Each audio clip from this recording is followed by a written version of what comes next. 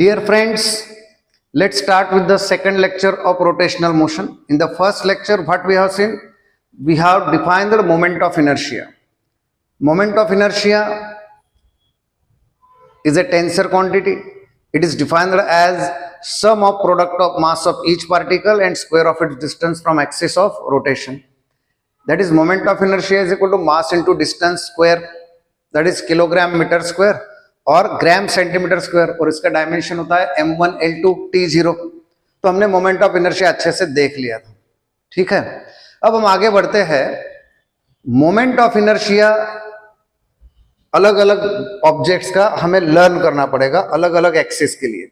हमेशा ध्यान में रखना है moment of inertia for a given body for a given axis हमेशा कांस्टेंट रहेगी।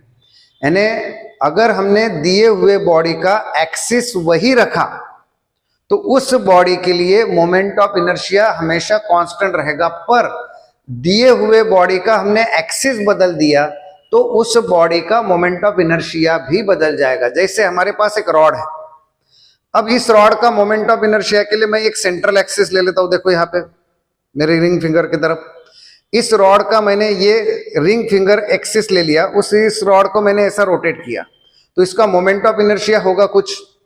अब मैं क्या करता हूं, बॉडी वही रखता हूं पर एक्सिस बदल दे रहा हूं।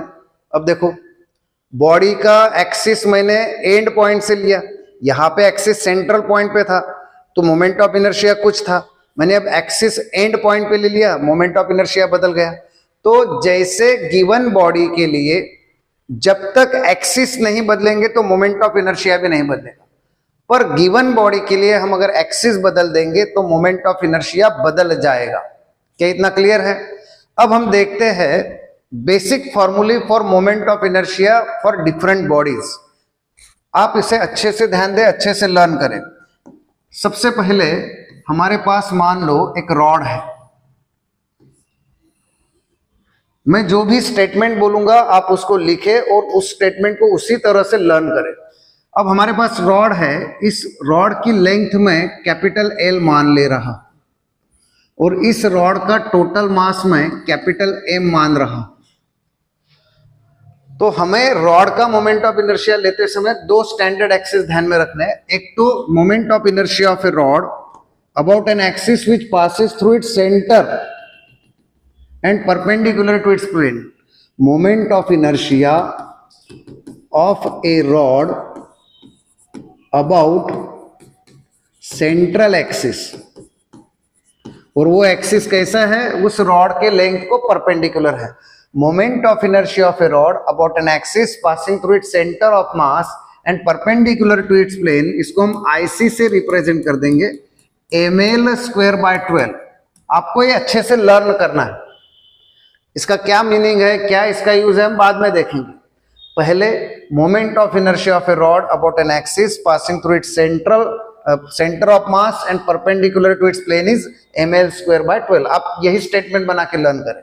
दूसरा, इसी रॉड के लिए अगर मैंने एक्सिस चेंज कर दिया, लेंथ मैं वही रख रहा हूं L, मास भी मैंने M ही रखा है, पर मैंने अभी क्या किया, इस रॉड का मैंने एक्सिस जो सेंट्रल से जा रहा था अब पासिंग थ्रू वन एंड कर दिया। तो moment of inertia of a rod about an axis passing through one and, इसको हम लेंगे ml²/3। तो ये दो स्टैंडर्ड मोमेंट ऑफ इनर्शिया है रॉड के लिए। फिर से रिपीट कर रहा हूं, moment of inertia of a rod first figure के लिए, moment of inertia of a rod about an axis passing through its center of mass and perpendicular to its plane is ml²/12, and moment of inertia of a rod about an axis passing through one end and perpendicular to its plane is ml²/3। तो ये दोनों फॉर्मूले आप अच्छे से learn कर लीजिए। आगे मोमेंट ऑफ इनर्शिया, हमारे पास मान लो रिंग है, सपोज दैट हमारे पास एक रिंग है जिसकी रेडियस r है, ठीक है, जिसका मास m है। तो moment of inertia of a ring about an axis which passes through its centre and perpendicular to its plane. देखो ये रिंग है, ऐसा जरूरी नहीं है कि सेंटर ऑफ मास बॉडी पर ही हो। बॉडी का सेंटर ऑफ मास बॉडी पर हो सकता है या बॉडी के बाहर भी हो सकता है। जैसे ये रिंग है, रिंग अब इस रिंग का मोमेंट ऑफ इनर्शिया उसके सेंटर, उसका सेंट्रल इस रिंग का सेंटर ऑफ मास उसके सेंटर पे है और एक्सिस जो है वो भी सेंटर से जा रहा है। तो moment of inertia of a ring, moment of inertia of a ring about axis passing through center of mass and perpendicular to its plane, ring के प्लेन को परपेंडिकुलर और सेंटर से जाने वाला जो एक्सिस है। अगर मोमेंट ऑफ इनर्शिया हमें रिंग के लिए निकालना है तो उसका फॉर्मूला है mr²। ध्यान में रखना है, moment of inertia of a ring about an axis passing through its center of mass and perpendicular to its plane is mr²। और अगर यही हमें डायमीटर के लिए पूछा है, हमें सिमिलर रिंग दी हुई है और अगर हमें रिंग का moment of inertia about diameter दिया हुआ है तो ये हो जाएगा mr²/2। हमेशा ध्यान में रखना है, रिंग के लिए सेंट्रल एक्सिस का mr², परपेंडिकुलर ये भी सेंट्रल एक्सिस है पर ये डायमीटर के अराउंड है, तो फॉर डायमीटर रिंग का मोमेंट ऑफ इनर्शिया mr²/2। और अगर एक्सिस इस तरह का है तो mr²। ये रिंग के लिए हमेशा ध्यान में रखना। अच्छे से 5 टाइम्स 10 टाइम्स लिखो, स्टेटमेंट बनाओ। Moment of inertia of ring about an axis passing through its centre of mass and perpendicular to its plane mr²/2। Moment of inertia of ring about an axis coinciding with its diameter, moment of inertia of a ring about an axis coinciding with its diameter is mr²/2। Fourth figure हम लेते हैं अभी disc. तो disc के भी हमारे पास दो main फॉर्मूले हैं।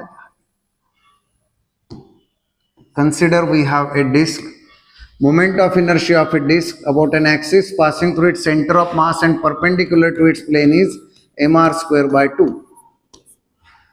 दो अलग अलग बॉडी के मोमेंट ऑफ इनर्शिया का फॉर्मूला सेम हो सकता है, हमेशा ध्यान में रखो। मोमेंट ऑफ इनर्शिया क्या है? It is opposition to the rotational motion. तो दो अलग अलग बॉडी का रोटेशनल मोशन को अपोजिशन सेम हो सकता है, पर अपोजिशन सेम है, मोमेंट ऑफ इनर्शिया का फॉर्मूला सेम है, इसलिए वो बॉडी सेम है ऐसा बिल्कुल नहीं। तो moment of inertia of a disc about an axis passing through its centre of mass and perpendicular to its plane is mr²/2।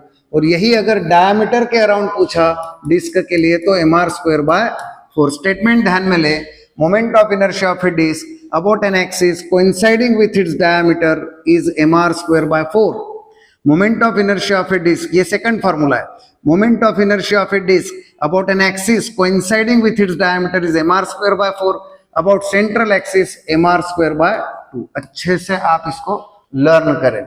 अगला formula, moment of inertia of a solid sphere. Suppose that हमारे पास एक solid sphere है, भरा हुआ गेंद है, leather ball है, और सॉलिड स्फीयर का moment of inertia about diameter, ये भी सेंट्रल एक्सिस है। Moment of inertia of a solid sphere about diameter का फॉर्मूला होता है 2/5 mr²। where m is mass of solid sphere and r is radius of solid sphere. Moment of inertia of a solid sphere about its diameter is 2/5 mr²। और अगर यही hollow sphere है, खाली ball है, तो moment of inertia of a hollow sphere about its diameter is 2/3 mr²। ध्यान में रखना है, moment of inertia hollow sphere का ज्यादा है, solid sphere का कम है। Moment of inertia of a hollow sphere about diameter is 2/3 mr², solid sphere about diameter is 2/5 mr²। तो ये बेसिक फॉर्मूले है, बिल्कुल ये मोमेंट ऑफ इनर्शिया के बेसिक फॉर्मूले आपके लिप्स पे होने चाहिए।